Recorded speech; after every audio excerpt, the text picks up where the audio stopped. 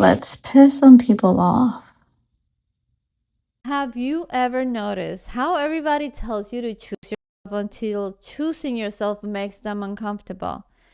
Choose your peace, protect your energy, set boundaries, stop people pleasing, know your worth. We hear this stuff constantly and it sounds amazing. It sounds empowering. It sounds like freedom until you actually do it. Because nobody tells you about the part where you finally say no and then spend the next 3 hours wondering if you were mean. Nobody talks about setting a boundary and immediately wanting to send another text explaining yourself.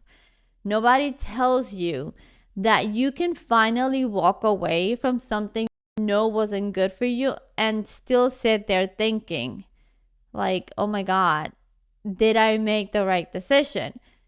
And that's the part I want to talk about today because choosing yourself isn't always this powerful moment where you walk into sunset feeling healed, confident, and completely sure of yourself. Sometimes choosing yourself looks like sitting in the edge of your bed crying because you know you made the right decision and you still hate how it feels. Sometimes it looks like missing someone you know you can't go back to. Sometimes it looks like disappointing somebody you love. Sometimes it looks like being called selfish by somebody who was perfectly comfortable when you were sacrificing yourself.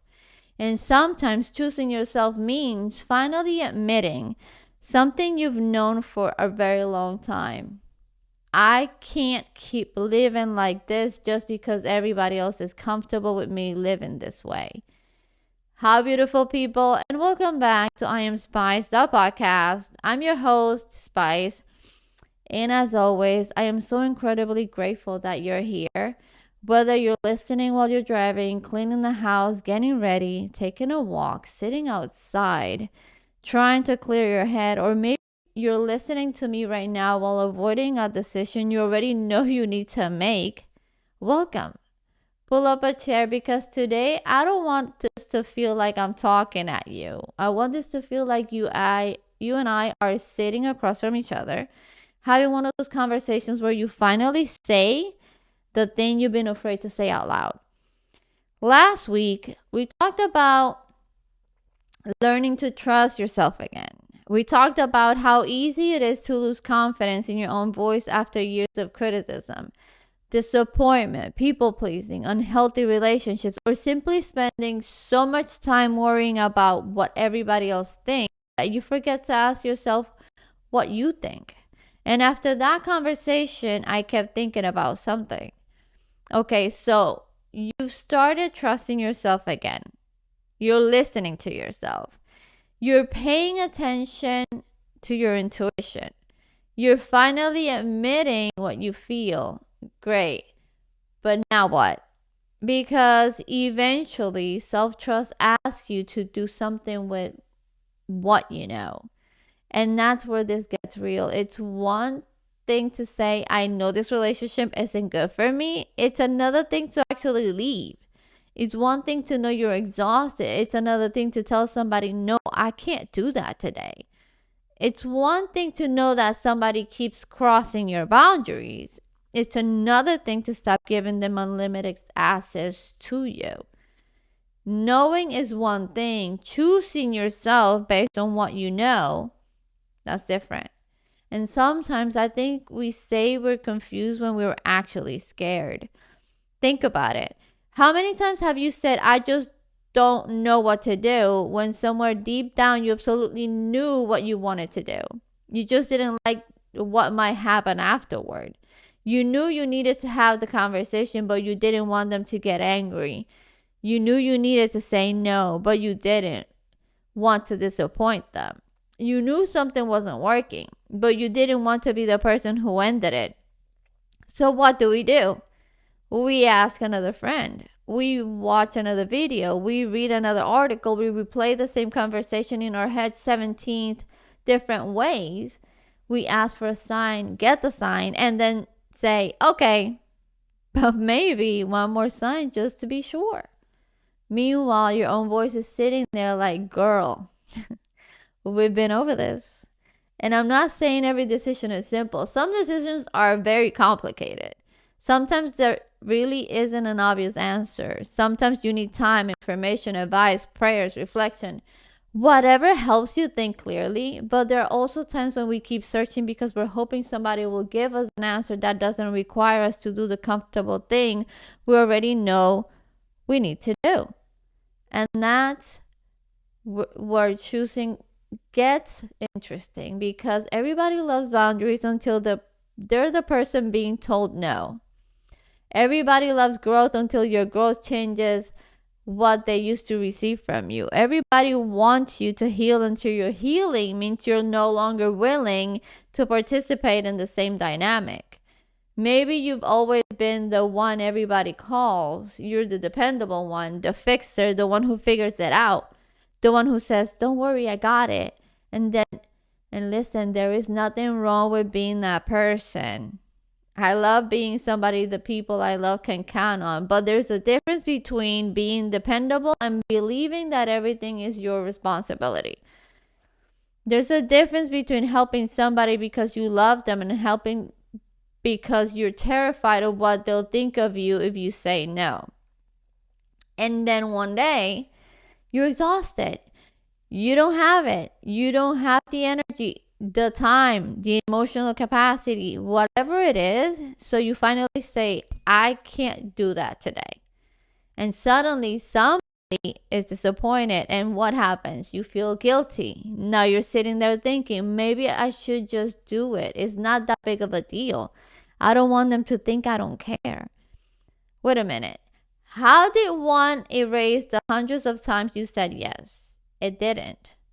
But if you spent years being available to everybody, having a boundary is going to feel strange at first. And sometimes it's going to feel strange to them as well. That doesn't automatically make them terrible either. I don't want us getting into this mindset where anybody who doesn't immediately celebrate every boundary we establish is toxic. People are human. They can love you and still be disappointed. They can love you and need time to adjust to a different version of your relationship. They can disagree with you. And guess what? You can still keep the boundary. Somebody else's disappointment is not automatic proof that you did something wrong. I want you to really hear that, because I think a lot of us were trained to use everybody else's emotions as our report card. If everybody is happy with me, I'm doing good. If somebody's upset with me, I must have done something wrong. If somebody is disappointed, fix it. If somebody is angry, make it better. If somebody misunderstands you, explain yourself until they understand. That is really exhausting. And one of the hardest things about choosing yourself is learning that sometimes somebody is going to be unhappy with you and you don't need to immediately do anything about it. You can let them have their feelings. That doesn't mean you become cold. It doesn't mean you stop caring. It means you finally understand that another adult's emotions are not always an emergency you have to solve. And then comes the guilt. Oh, the guilt. This is the part that will have you questioning everything.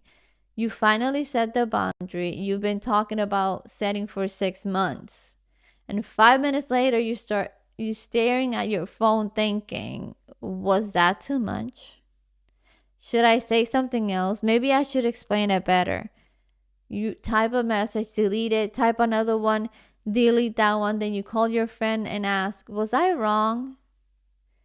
Does it sound familiar? Here's something that changed the way I look at guilt. Guilt doesn't always mean you did something wrong. Sometimes it means you did something unfamiliar. If you spend your whole life saying yes, no will feel like wrong. If you spend your whole life avoiding conflict, honesty will feel dangerous. If you spent years believing love had to be earned by what you did for people, resting while somebody needs something from you can feel selfish. That feeling doesn't automatically mean you should go back to the old behavior. Sometimes it simply means your emotions haven't caught up with your growth yet. So instead of asking only, do I feel guilty?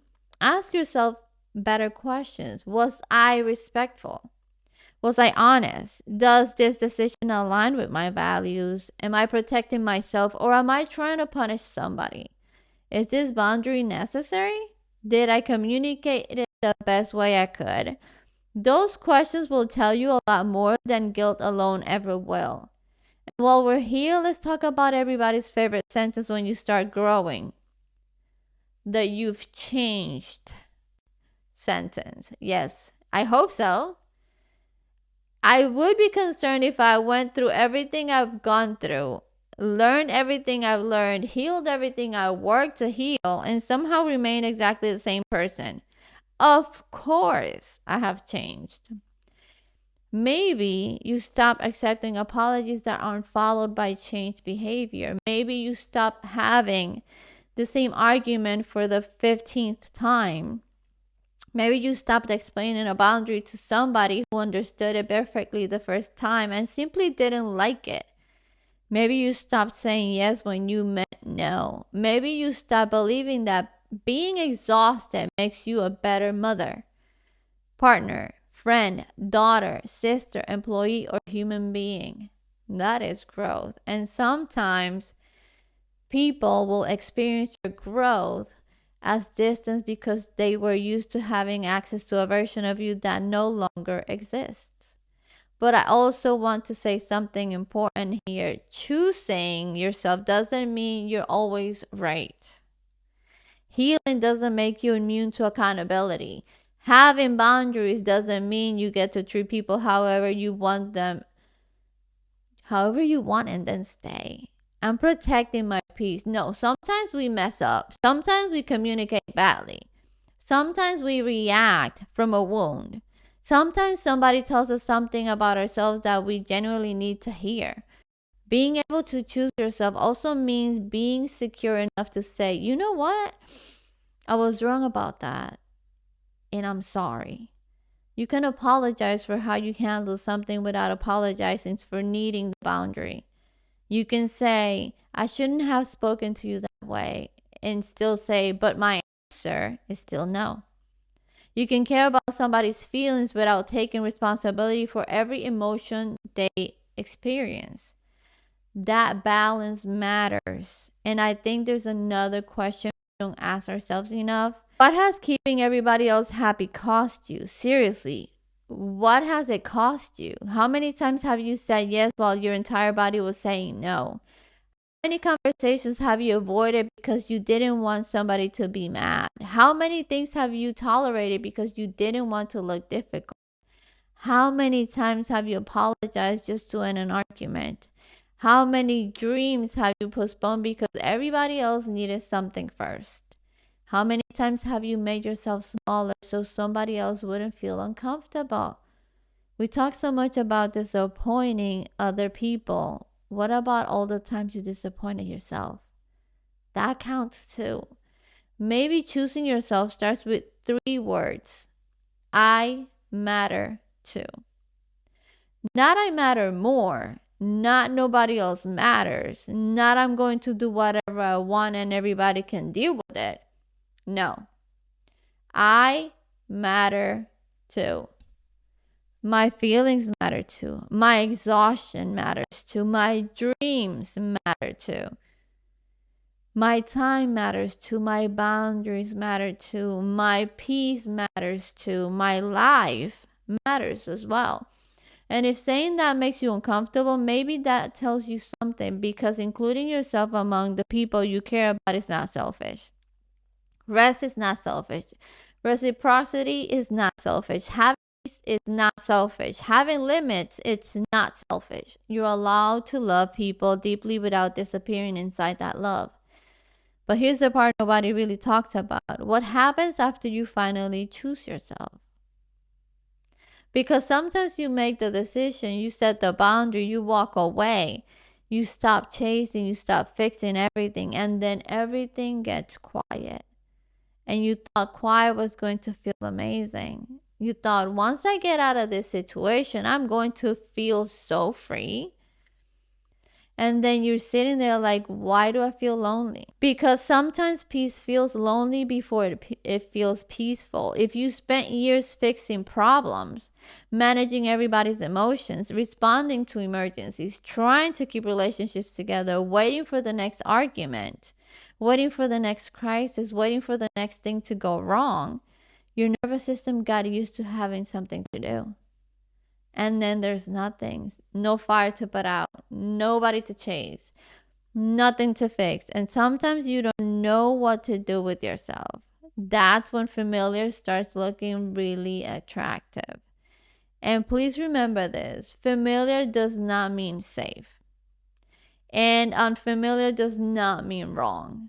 If you're used to chaos, peace might feel boring. If you're used to chasing love, somebody consistently showing up might almost make you suspicious. If you're used to proving your worth, somebody loving you without making you earn it might have you thinking, okay, so what's the catch? Sometimes we don't miss the person as much as we miss the pattern. We miss being needed. We miss having something to fix. We miss the emotional intensity. We miss knowing our role. And then comes this uncomfortable question. Who am I if I am not the fixer anymore? Who are you when nobody needs you to save the day? Who are you when you're not holding everything together? Who are you when you're not proving how strong you are? Who are you when your entire identity is no longer built around surviving matters whatever comes next? That question can be scary because some of us have been the strong one for so long that we don't even know what being supported feels like. We know how to show up for everybody else. We know how to give advice. We know how to solve problems. We know how to say, I got you. But can you say that to yourself? Can you count on yourself? When you're exhausted, do you listen? When something hurts, do you pay attention? When you need help, do you ask? When your body says stop, do you stop?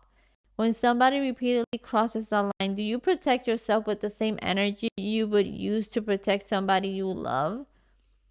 Being somebody everybody else can count on is beautiful, but you should be able to count on yourself too. And then there's grief, because choosing yourself doesn't magically erase love. You can miss somebody and still know you shouldn't go back. I need you to hear that. You can love somebody and keep the boundary. You can remember the good without pretending the bad never happened.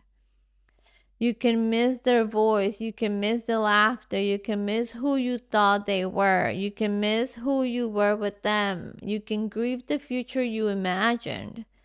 None of that means you need to go back. Sometimes two things are true at once. I love you and I can't do this anymore. I miss you and I'm still not coming back.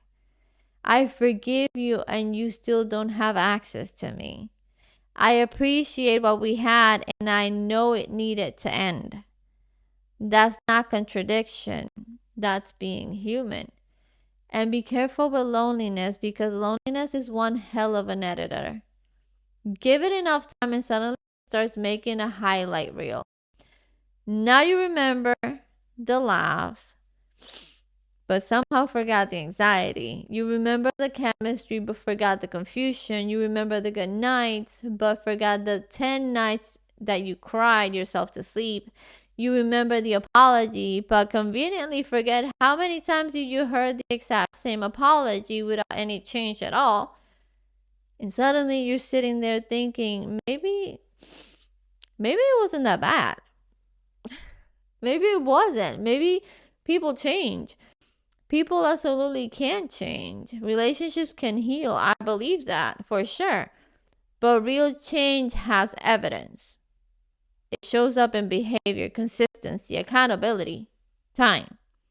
So if loneliness starts rewriting the story, read the whole goddamn book. Not only the worst pages, not only the beautiful ones, the whole goddamn book. because missing something does not mean it belongs in your life. Sometimes grief simply means it mattered. Something can matter deeply and still be over. But choosing yourself can not only become a list of everything you left behind. Eventually, you have to build something in the space you created. And this is the part that I love. What do you want now? Now, what are you running from? Not what are you never tolerating again? Not who are you cutting off? What do you actually want? What do you want from your mornings to feel like? What kind of friendships do you want? What does healthy love looks like to you now? What does your home feel like when you walk through the door? What dreams did you put on a shelf because you were too busy surviving? What would you do with all that energy if you weren't spending it trying to keep everybody else okay? That's using yourself too. And I got to apply that to myself here. And I got to say, yes, I have to do this more. Creating routines that support you, relationships that nourish you, boundaries that protect you, dreams that excite you, a home that feels peaceful, a life that feels honest. And slowly, one of the biggest questions begins to change. Instead of constantly asking, will they choose me? You start asking, am I still choosing myself? Am I allowed to be myself in this relationship? Can I say what I feel in this relationship? Can I have the needs? Can I say no? Can I grow? Can I change? Do I like who I am when I'm with this person? Those questions matter, and choosing yourself does not mean you never sacrifice for anybody. Healthy love requires compromise. Families require compromise. Friendships require flexibility. Sometimes you do things you don't necessarily feel like doing because somebody you love needs you. And that is called love. But healthy compromise does not require one person to constantly disappear so everybody else can remain comfortable. There has to be room for both. You need your needs and mine, your dreams and my dreams, your feelings and my feelings, your boundaries and my boundaries. Choosing yourself was never supposed to mean putting yourself above everybody else. Maybe it simply means you finally stop putting yourself beneath everybody else. And maybe it means giving yourself some of the same grace you give everybody else. Think about this. Somebody you love makes a mistake and you tell them, it's okay. You're human. You'll figure it out. Then you make a mistake and suddenly you're talking to yourself like you've ruined your entire life. Why?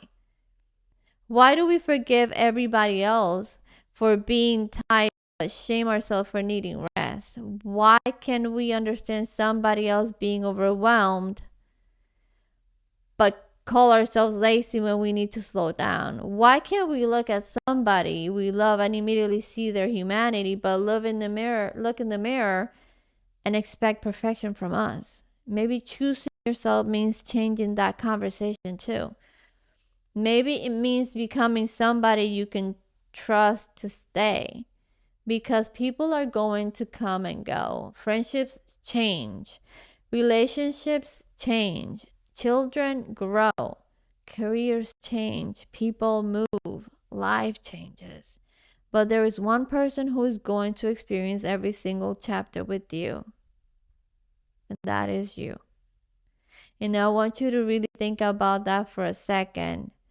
What would change if you knew that no matter what happened, you weren't going to abandon yourself anymore?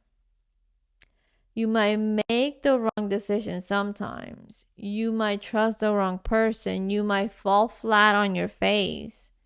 You might have to start over. You might look back at something and think, girl, what were you thinking? But instead of using every mistake as evidence that you can trust yourself, you learn from it. You forgive yourself, you adjust. You get back up. That to me is real self-trust. It isn't believing you'll always get everything right. It's knowing I'll still be there for yourself when you don't. And please don't misunderstand me. Have me doesn't mean I don't need anybody. We need friendships. We need connection. We need people. We can call and say, listen, today's not my day. We were never meant to do absolutely everything alone. The difference is that needing people is not the same thing as abandoning yourself just to keep them.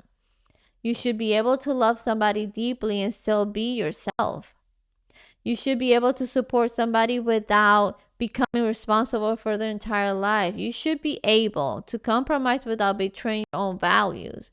You should be able to say, I love you, without that secretly meaning, so I'll tolerate anything from you. And when you start experiencing relationships that way, you notice the little things. You notice how peaceful it feels when somebody respects your punishing without punishing you. You notice how good it feels when somebody asks, what do you need? Instead of always telling you what they need from you. You notice how different love feels when you don't have to constantly prove that you deserve it. And maybe at first that peace feels a little bit weird. Maybe part of you is sitting there thinking, okay, this is nice, but when is everything going to blow up? Because when chaos has been familiar for a long time in our lives, peace can almost feel suspicious. But that's part of healing as well. Learning not to sabotage something peaceful simply because chaos is what you recognize in your life. Learning to stay inside something healthy long enough for healthy to become familiar. Learning that butterflies aren't always love. Intensity isn't always passion, and peace isn't boredom. Sometimes peace is simply what it feels like when you're no longer constantly trying to survive your own life. And that's when choosing yourself becomes bigger than the person you left, the boundary you set, the no you finally said, or the situation you walked away from. It becomes about what you're building now. What do you want your life to feel like? What do you want your home to feel like? What kind of people do you want around you?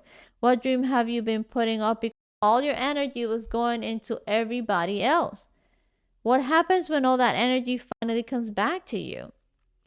Maybe you start creating routines that actually support you. Maybe you spend more time with people who leave you feeling full instead of drained. Maybe you finally work on the dream you've been talking about for years. Maybe you learn how to sit alone at home on a quiet night without thinking you need to be somewhere, fixing something, proving something, or being useful to somebody. Maybe you wake up one morning and realize you didn't check your phone with anxiety. Maybe somebody loves you consistently and you finally stop waiting for the catch. That is choosing yourself too. And slowly the question changes. You stop constantly asking, will they choose me? And you start asking, am I still choosing myself? Can I be myself here? Can I speak honestly? Can I have needs? Can I say no? Can I grow? Can I change?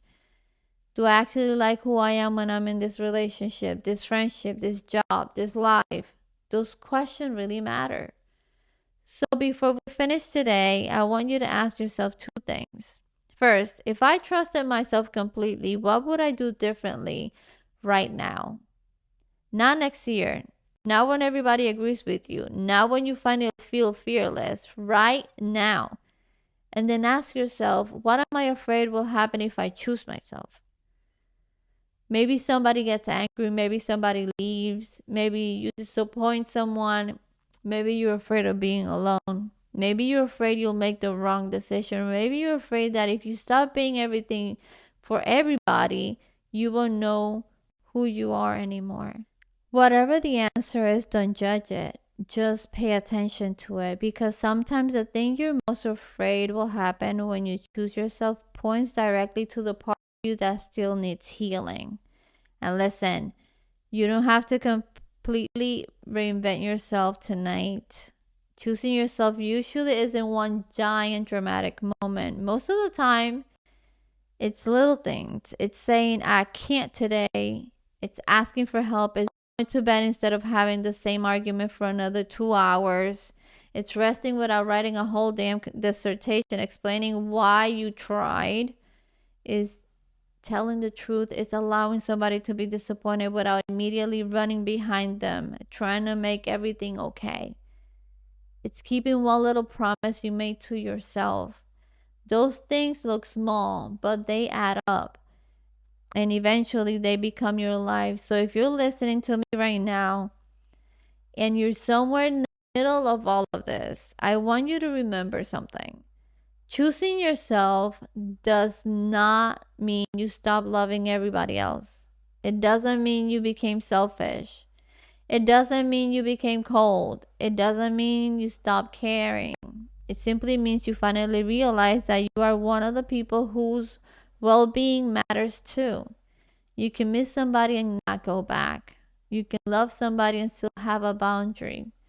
You can disappoint somebody and survive their disappointment. You can feel guilty and still know that your decision was a healthy decision. You can make a mistake and still trust yourself again tomorrow. And most importantly, you're allowed to be one of the people you choose. Maybe that's what all of this has really been about. Not becoming harder, not loving people less, not putting yourself above everybody else. Just finally learning how to love people without disappearing in the process. A couple of episodes ago, we talked about grieving who we used to be. Last week, we talked about learning to trust ourselves again. Today, we talked about what happens when we finally start choosing ourselves. And I think the next question is a big one. Who are you when you don't have to survive anymore? Who are you when you're not fixing, rescuing, improving, chasing, or holding everything together? Who are you when life finally gets quiet enough for you to actually meet yourself? We'll talk about that next time. Thank you so much for sitting here with me today. And if at any point during this episode you thought, damn, somebody I know needs to hear this, send it to them. Follow I Am Spies the podcast. Subscribe if you're watching on YouTube, and leave me a review wherever you listen. Every time you share this podcast, you help this conversation find somebody who might need it on exactly the right day. Until next time, keep healing, keep growing, keep listening to yourself, and keep choosing yourself with love. Remember, choosing yourself doesn't mean choosing against everybody else. Sometimes it simply means that after spending years making room for everybody else, you finally saved a seat for yourself. And as always, stay unfiltered, stay unapologetic, and stay unstoppable. I'll see you guys in the next episode of I Am Spies, the podcast. And remember, we're unfiltered, unapologetic, and unstoppable. That's that.